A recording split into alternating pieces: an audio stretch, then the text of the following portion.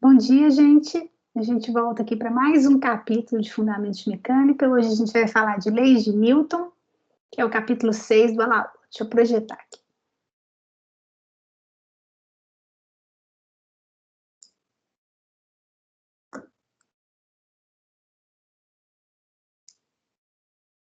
Bom, vamos lá.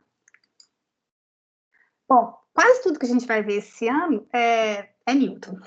Foi feito pelo Isaac Newton, muito tempo atrás, né? E ele também desenvolveu o cálculo diferencial integral. Então, ele é um pouco a pedra no sapato de vocês nesse começo de universidade, assim, mas tem muita coisa interessante, né? Lógico. O Newton trabalhou muito com mecânica, em física, mas também trabalhou com gravitação, também trabalhou com ótica, com ondas. Ele fez, assim, um trabalho enorme de física, em grande parte experimental, né? Ele fazia experimentos, mas ele também desenvolveu todo o ferramental teórico através do cálculo para poder provar matematicamente as coisas que ele estava vendo, né? Para poder desenvolver também a teoria. Então, ele fez tanto teoria quanto experimento. Ele publicou a maior parte dos resultados dele de mecânica nesse livro que chama Princípio, ficou conhecido como Princípio. Tem toda a mecânica newtoniana, tem a lei da gravitação e o cálculo diferencial integral. A gente vai ver que a lei da gravitação, lá no final do curso, ele demorou um tempo para poder publicar, porque ele não conseguia provar certas passagens que hoje a gente faz rapidinho, porque tem ferramental matemático, que é a parte de lei de Gauss da gravitação, de certa maneira. Mas hoje a gente já consegue fazer isso bem rápido, inclusive. É lógico que tudo que Newton fez não veio do nada, né? Ele se apoiou em resultados de vários cientistas, começaram a trabalhar cerca de um século antes dele, assim, tipicamente, como Tycho Brahe, Galileu Galilei, Descartes, Kepler, Fermat, Leibniz. Então, físicos e matemáticos que trabalharam em cima dos conceitos que foram importantes para Newton poder desenvolver tudo que ele fez em termos de mecânica. Bom, uma coisa importante sobre as leis de Newton é que são leis empíricas. O que isso quer dizer? Quer dizer que são baseadas em experimentos. Ele fez experimentos para chegar às conclusões que chegou, que ele sintetizou na forma de 3 leis, né? Vamos lá, então. A primeira é a lei da inércia.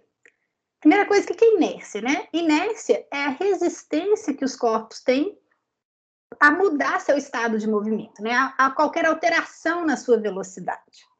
Então, o que Newton propõe é o seguinte: todo corpo persiste em seu estado de repouso ou de movimento retilíneo uniforme, a menos que seja compelido a modificar seu estado pela ação de forças impressas nele. Então, assim, o que isso quer dizer? Quer dizer que se um corpo está parado, ele permanece parado, a menos que tenha uma força resultante sobre ele. Então, para mudar essa situação, tirar esse corpo do estado parado para colocá-lo em movimento, tem que ter atuação de uma força resultante. A mesma coisa, se ele estiver em movimento retilíneo uniforme, ele continua em movimento retilíneo uniforme, a menos que tenha uma força que altere esse movimento dele. Então, é um bom exemplo, assim, que movimento retilíneo uniforme é equivalente ao parado, né? É um avião com velocidade constante. Se está dentro de um avião e ele está com velocidade constante, não tiver nenhuma turbulência, né? Está com velocidade constante, lá dentro você não sente que tem movimento. Parece que está parado. É até meio aflitivo você pensar que parece que está parado. E se estivesse parado mesmo, você caía, né? Então, na verdade, mas a sensação é exatamente essa, é que o movimento retilíneo uniforme é equivalente ao estado de repouso. Bom, como que você mede força, né? Um dos primeiros jeitos para medir força era através de um dinamômetro. Um dinamômetro nada mais é do que uma mola graduada. Então, o que acontece? Então, as primeiras medidas de força eram através de forças de contato. Então, se você tem uma mola, né, uma mola aqui que está representada, deixa eu colocar o mouse aqui para funcionar.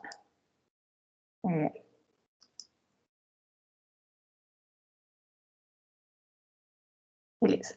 Você tem uma mola aqui, representada no estado de repouso dela, né? Ela tem um comprimento natural, que é esse L0.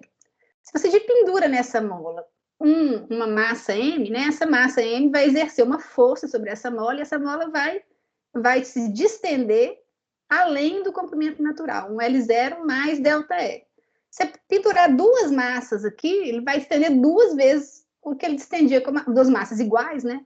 Vai distender o dobro do que ele distendia com uma massa só. L0 mais 2 ΔL. Então, isso era um jeito... a distensão da mola é um jeito de você medir força, a força que está sendo exercida na mola. Então, se você graduar essa distensão em termos da força que está sendo exercida, você consegue medir força. Quem descreveu esse tipo de medida de força foi o Hooke, que era um desafeto do Newton. Eles brigaram a vida inteira. E a lei que relaciona a distensão da mola com a força aplicada para distendê-la é a lei de Hooke. F é igual a K, em módulo F é igual a K vezes ΔL. ΔL é a distensão da mola e K é a constante elástica da mola. Cada mola tem uma constante elástica. Então, a mola tem que ser graduada para ela servir como dinamômetro e poder medir força. Isso vem da ideia que corpos elásticos vão se deformar sob a ação de forças de contato. Então, tá bom. Aí, sabendo medir força, você pode fazer experimentos com medida de força. Então, vem a segunda lei de Newton. Isso aqui já é um dinamômetro, tá vendo? Tem uma mola que está acoplada aqui com um instrumento que está graduado. Você sabe medir exatamente a força que está sendo aplicada nessa mola, porque você já calibrou esse seu instrumento aqui. Então, se você puxar esse dinamômetro que está preso numa massinha M aqui, você sabe exatamente medindo aqui a força, você sabe que força que está sendo aplicada, ok? Então, Newton fazia isso, pegava um objeto, punha um plano ali e puxava com uma certa força F. Então, o objeto é puxado sobre uma superfície horizontal sem atrito, ou com pouquíssimo atrito, por uma força F, cuja intensidade é medida pelo dinamômetro. Então, você sabia a força que estava sendo aplicada, você pode medir a posição do corpo em cada instante e obter a posição, velocidade e aceleração desse corpo. O que ele via? Ele via que a aceleração do corpo era proporcional e na mesma direção da força F. Então, se você aplicar, o corpo estava parado, mas se aplicava uma força F nessa direção aqui para a direita, esse corpo adquiria uma aceleração que era proporcional e na mesma direção de F. Se aumentasse F, aumentava a aceleração.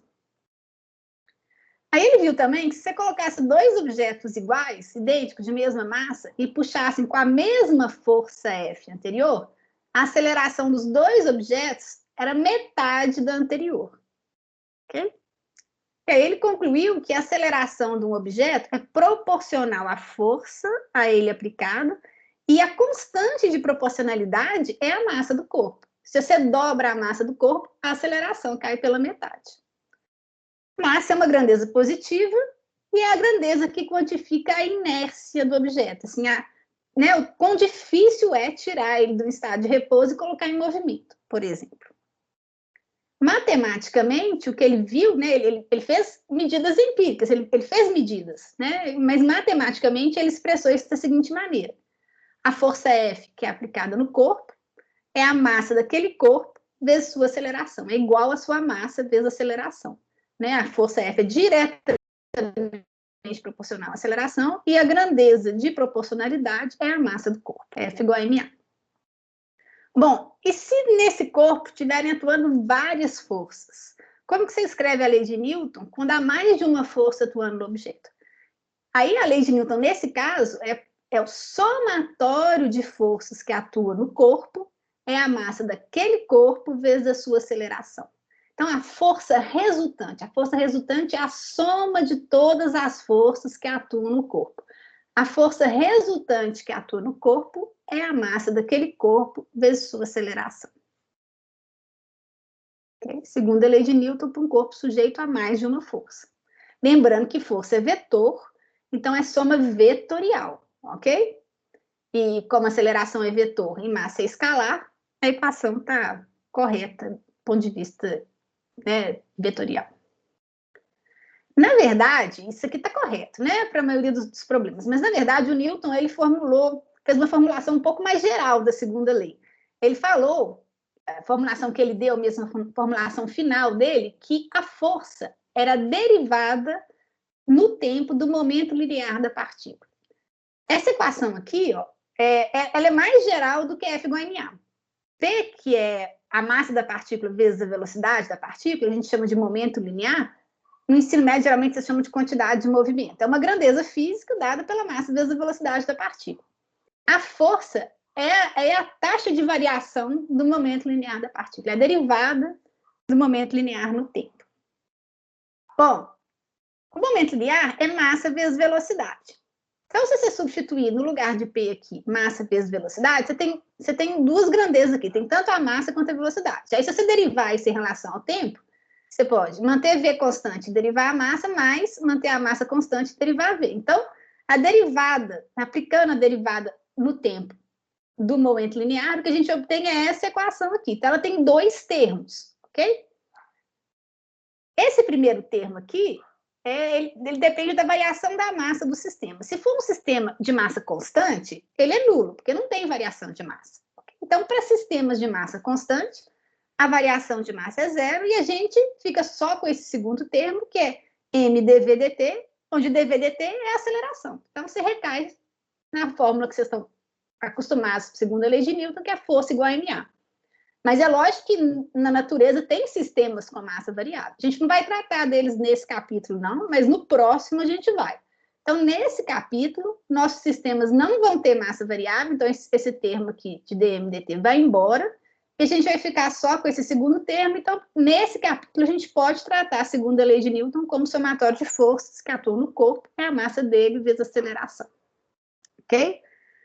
Mas é bom, só voltar aqui, é bom ter na cabeça que a segunda lei de Newton, na formulação mais geral dela, ela vale também para sistemas de massa variável. Bom, aí vem a terceira lei de Newton, que é ação e reação. Ela fala o seguinte: se um corpo A, aqui, esse azulzinho, exerce sobre um corpo B uma força FBA, então essa força FBA aqui é a força de A exercida em B. O corpo B vai exercer sobre o corpo A uma força FAB, e essas duas forças vão ter mesmo módulo, mesma direção e sentidos opostos, ok? Além disso, elas vão atuar na mesma linha de ação. Uma coisa importantíssima para entender aqui sobre pares de ação e reação é que eles atuam em corpos diferentes. Então, o corpo A exerce uma força em B e o corpo B exerce uma força em A, ok? Então, FBA e FAB são pares de ação e reação, e eles atuam em corpos diferentes. E se eu tiver mais do que dois corpos? Não tem problema. Essas forças de ação e reação, elas ocorrem aos pares. Tanto A exerce em B, o corpo A exerce em B FBA, o corpo B exerce em A FAB, o corpo A exerce em C FCA, o corpo C exerce em A FAC, e assim vai. Então, sempre aos pares, e sempre em corpos diferentes. Essa força aqui, ó, FBA, é a força exercida por A em B.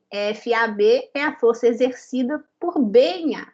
FCA é a força exercida por A em C. E FAC é a força exercida por C em A. FAB e FBA são pares de ação e reação. FAC e FCA também pares de ação e reação. Ok? Qualquer que seja o número de corpos que estão interagindo, as forças vão sempre aparecer aos pares em corpos diferentes. Parar aqui.